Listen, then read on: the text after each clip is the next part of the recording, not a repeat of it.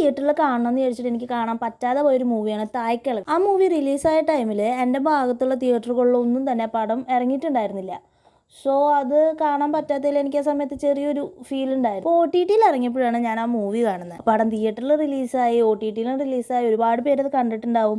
പിന്നെ അതിനൊരു റിവ്യൂ ഇട്ടിട്ടൊരു കാര്യമില്ലാന്ന് എനിക്കറിയാം. പക്ഷേ ആ മൂവിയിൽ നിന്ന് എനിക്ക് കിട്ടിയൊരു എക്സ്പീരിയൻസ് അതൊന്ന് ഷെയർ ചെയ്യണമെന്ന് എനിക്ക് തോന്നി. കുറേ കാലങ്ങളായി ഒരു ദിവസം ഒരു ഫിലിമെങ്കിലും കാണുന്ന ഒരാളാണ് ഞാൻ. അത് ലാംഗ്വേജോ അല്ലെങ്കിൽ ഇറങ്ങിയ വർഷമോ ഒന്നും നോക്കാതെ കയ്യിൽ കിട്ടുന്ന പടങ്ങളൊക്കെ ഞാൻ എടുത്ത് കാണും. ചിലപ്പോൾ കണ്ട തന്നെ റിപ്പീറ്റായി കാണും. അങ്ങനെ കണ്ട മൂവീസിൽ വെച്ചിട്ട് നമ്മൾ എന്നും ഓർത്തിരിക്കുന്ന കുറച്ച് പടങ്ങളെന്നൊക്കെ പറയില്ലേ, അങ്ങനെ എന്നും എൻ്റെ മനസ്സിൽ ഞാൻ ഓർത്തിരിക്കുന്ന എനിക്ക് വിശ്വാസമുള്ളൊരു മൂവിയാണ് ഈ തായ്ക്കിളക്. ഇത്രയും സിമ്പിളായിട്ടുള്ള, ഇത്രയും എന്താ പറയുക, ഒറ്റ വാക്കിൽ പറഞ്ഞു തീർക്കുക എന്നൊക്കെ പറയണ പോലത്തെ ഒരു ചെറിയൊരു സ്റ്റോറിനെ ഇത്രയും ക്യാച്ചിയായി കാണുന്ന എല്ലാവരെയും അതിൽ ഇൻവോൾവ് ചെയ്യിക്കുന്ന രീതിയിൽ എടുത്ത് വെച്ചിരിക്കുന്നത് അടിപൊളിയായിട്ടുണ്ട്.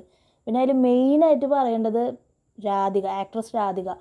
അടിപൊളി എന്ന് പറഞ്ഞാൽ എന്ത് രസമായിട്ട്. ശരിക്കും ഒരു 72 വയസ്സൊക്കെയാണ് ആ മൂവിയിലെ ആ ഒരു ക്യാരക്ടറിന് കാണിക്കുന്നത്. ആ ഒരു പ്രായമുള്ള അമ്മാവന്മാരൊക്കെ നടക്കുന്ന അതേ രീതിയിൽ എന്ത് രസമായിട്ടാണ് ശരിക്കും ഇൻവോൾവായി, ശരിക്കും ആ ഒരു കഥാപാത്രമായിട്ട് ജീവിക്കുക എന്നൊക്കെ പറയില്ലേ, അങ്ങനെ ഒരു രീതിയിലാണ് ആളത് അഭിനയിച്ചെടുത്തിരിക്കുന്നത്. അടിപൊളിയായിട്ടുണ്ട്. ഏതൊരു ഇൻ്റർവ്യൂവിൽ ഞാൻ ആ മാം പറയുന്നത് കേട്ടു, ആൾക്ക് മേക്കപ്പിൻ്റെ എന്തോ ഇഷ്യൂസോ എന്തോ മെഡിക്കലി എന്തോ ഇഷ്യൂസൊക്കെ ആൾക്കുണ്ട്. അപ്പോൾ ഈ മേക്കപ്പ് ചെയ്യുമ്പോൾ കുറേ മണിക്കൂറോളം ഇരുന്ന് ചെയ്യേണ്ട പരിപാടികളൊക്കെ ഉണ്ടായിരുന്നു. അപ്പോൾ ആ സമയത്തൊക്കെ ഒരുപാട് ബുദ്ധിമുട്ടിയിട്ടുണ്ടെന്ന്. പക്ഷേ അതിൻ്റെ ഒക്കെ റിസൾട്ട് ഈ മൂവിയിൽ കാണാനുണ്ട്. അവരിതുവരെ ചെയ്ത എല്ലാ മൂവീസിലും വെച്ച് ബെസ്റ്റ് ഒരു 10 മൂവി എടുക്കാന്നുണ്ടെങ്കിൽ അതിലെന്തായാലും നമ്പർ 1 ആയിട്ട് ഈ മൂവി ഉണ്ടാവും. അത്ര ബെസ്റ്റ് മൂവിയാണ്, അത്ര നന്നായിട്ട് അവർ അഭിനയിച്ചിട്ടുണ്ട്. ഇതിൻ്റെ കഥേനെ പറ്റി പറയുകയാണെന്നുണ്ടെങ്കിൽ വളരെ സിമ്പിളാണ്. പവനുത്തായി എന്ന് പേരുള്ള ഒരു അമ്മൂമ്മ, ഒരു 72 വയസ്സുള്ള ഒരു അമ്മമ്മ, ആള് പണം പലിശയ്ക്ക് കൊടുത്തിട്ട് ഡെയിലി അതിൻ്റെ കളക്ഷൻ പലിശ പിരിക്കാറുങ്ങും. അപ്പോൾ ഈ അമ്മാവ വരുന്ന കാണുമ്പോഴേക്കും എല്ലാവരും ഓടി വിളിക്കലും, ഇതെവിടെ വെച്ച് കണ്ടാലും കുത്തിന് പിടിച്ച് മേടിക്കും, അങ്ങനത്തെ ഒരു ടൈപ്പാണ്. അപ്പോൾ സൗണ്ട് തോമയിൽ സായികുമാർ ചെയ്തിരിക്കുന്ന ഒരു ക്യാരക്ടറില്ലേ, പലിശ വാങ്ങിക്കാൻ പോണതും പലിശ തന്നിട്ടില്ല എന്ന് പറയുമ്പോൾ മീനിങ്ങനെ റാഞ്ചിക്കൊണ്ട് പോകുന്നതും അതുപോലത്തെ ഒക്കെ ഭാഗങ്ങളൊക്കെ ഇതിലുണ്ട്. അങ്ങനെ നടക്കുന്ന ഒരു അമ്മമ്മ, നാട്ടിലുള്ള ഒരാൾക്ക് പോലും ഇതിന് ഇഷ്ടമല്ല. ഇതിൻ്റെ മക്കളൊന്നും നാട്ടിലേ ഇല്ല, മക്കളുടെ കാര്യം തുടക്കത്തിൽ പറയണ പോലും ഇല്ല. ആകെ ഒരു മോളാണ് കൂടെ ഉള്ളത്, മോളും പേരക്കുട്ടിയും. അവരുടെ ഭർത്താവ് ഇവിടെ ഇല്ല, ഭർത്താവായിട്ടൊന്ന് പിരിഞ്ഞ് നിൽക്കുകയാണ്. അങ്ങനത്തെ ഒരു സിറ്റുവേഷനിൽ നിൽക്കുന്ന സമയത്ത് എല്ലാവരും ഇതിനെന്തെങ്കിലും പറ്റാൻ വേണ്ടി പ്രാർത്ഥിച്ചുകൊണ്ടിരിക്കുക. നല്ലവരെത്ര പേര് പോകണം, ഇതിനൊന്നും പറ്റുന്നില്ലല്ലോ എന്നുള്ള രീതിയിൽ. അങ്ങനെ ഇരിക്കുന്ന ടൈമിൽ ഈ അമ്മയ്ക്ക് പെട്ടെന്ന് വയ്യാണ്ടാവുകയാണ്. അങ്ങനെ വയ്യാണ്ടാവുന്ന സമയത്ത് മക്കളൊക്കെ വരും. ആ ടൈമിൽ ഒരാൾ വന്നിട്ട് പറയാണ്, ഈ പവനുത്തായി എല്ലാ ആഴ്ചയിലും മിനിമം 1 ഗ്രാം ഗോൾഡെങ്കിലും ആളുടെ കടയിൽ നിന്ന് വാങ്ങാറുണ്ട്. കഴിഞ്ഞ ആഴ്ചയിൽ 160 പവൻ ഗോൾഡ് ഈ പവനുത്തായി വന്നിട്ട് അവിടെ നിന്ന് പർച്ചേസ് ചെയ്തിട്ടുണ്ടായിരുന്നു. പാവം, അതിനിങ്ങനൊരു അവസ്ഥ വന്നല്ലോ എന്ന് പറഞ്ഞിട്ട് പോവാണ്. അത് കേൾക്കുമ്പോൾ ഈ പവനുത്തായുടെ 3 ആമക്കളും ഒരു മകളുമാണുള്ളത്. ഈ 3 ആമക്കളും പിന്നെ ഇത് കേട്ട വേറൊരു നാട്ടുകാരനും കൂടിയിട്ട് ഈ സ്വർണ്ണം എവിടെയെന്ന് കണ്ടെത്താൻ ശ്രമിക്കുന്നതും അത് തപ്പി നടക്കുന്നതും പിന്നെ ഈ പവനുത്തായി അത് പറയാൻ വേണ്ടിയിട്ട് മരിക്കാതിരിക്കാൻ നോക്കുന്നതും, അങ്ങനെ വളരെ ക്യാച്ചി ആയിട്ടുള്ള, എന്താ പറയുക, കുറേ ഇമോഷണൽ സീൻസ് ഉണ്ട്. വളരെ നല്ല രീതിയിൽ എല്ലാവരും ഇൻവോൾവ് ചെയ്യിക്കുന്ന രീതിയിൽ ഉള്ളൊരു സ്ക്രീൻ പ്ലേയിലൂടെയാണ് കഥ പോകുന്നത്. ഇതിൽ ബാലശരവണൻ എന്ന് പറഞ്ഞൊരു ആക്ടറിൻ്റെ ഒരു സീൻ വരുന്നുണ്ട്. ഈ പവനുത്തായിയുടെ മകനാണ് ആൾ.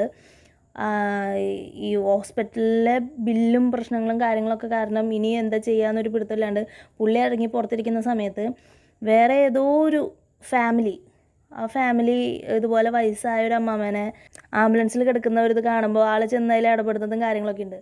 ആ ടൈമിൽ ആളുടെ എക്സ്പ്രഷനും കാര്യങ്ങളൊക്കെ എന്ത് രസമായേക്കണേ. ശരിക്കും റിയലായിട്ട് ആൾക്ക് അറിയാമെന്ന് നമുക്ക് തോന്നും. അത്രയും ബെസ്റ്റായിട്ടുണ്ട്. എനിക്കത് ആ സീൻ വളരെ ക്യാച്ച് ചെയ്യുന്നത്, ഒരിക്കലും മറക്കാൻ പറ്റില്ല. അത്ര നല്ല രീതിയിൽ വന്നിട്ടുണ്ട്. ഈ പടത്തിൽ ഓരോ ക്യാരക്ടേഴ്സും അഭിനയിച്ചിരിക്കുന്ന എല്ലാവരും അടിപൊളിയായി തന്നെ. ശരിക്കും സിനിമയാണെന്ന് നമുക്ക് തോന്നില്ല, ശരിക്കും നടക്കുന്ന കാര്യങ്ങൾ കാണിക്കാൻ തോന്നും. അത്ര നല്ല രീതിയിലാണ് തീർത്തിരിക്കുന്നത്. പിന്നെ ഇടയിൽ വരുന്ന നല്ല കോമഡികളുണ്ട്. ഇതിൽ ലാസ്റ്റ് ഇൻ്റർവെല്ലിന് ശേഷം വരുന്നൊരു ട്വിസ്റ്റ് ഉണ്ട്, അത് അടിപൊളിയായിരുന്നു.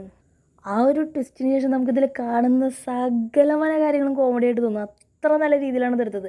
പിന്നെ ഇതിൻ്റെ ലാസ്റ്റ് ലേഡീസിനെ മോട്ടിവേറ്റ് ചെയ്യുന്ന രീതിയിൽ ധാരാളം കോട്ട്സൊക്കെ വരുന്നുണ്ട്. പിന്നെ ഇതിൻ്റെ അവസാനം നല്ല രീതിയിലാണ് ഇതിന് ഒരു ടൈലൻ്റ് എടുത്തിരിക്കുന്നത്.